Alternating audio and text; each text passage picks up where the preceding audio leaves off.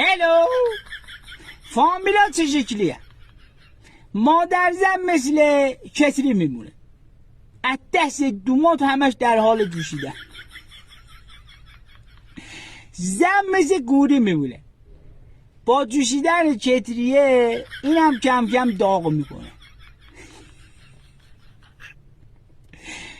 پدر زن مثل استکانه، نصفشو کتریه پر میکنه، نصفشو گوریه.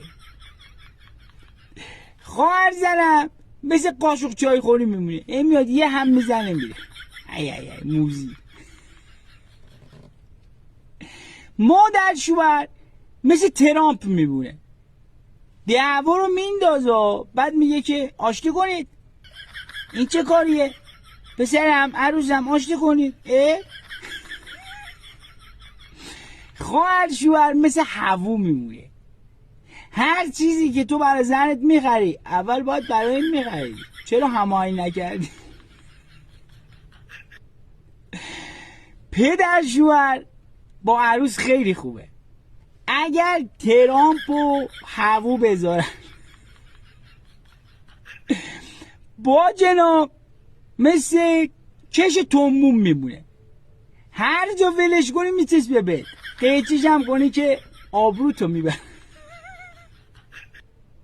و در آخر جاری این اسرائیل میمونه، با همه جنگ داره، با همه دشمنی داره، همه رو میزنه، آخر سر پاشو میندازه رو پاش. من چیکار کردم؟ همه با من مشکل دارن.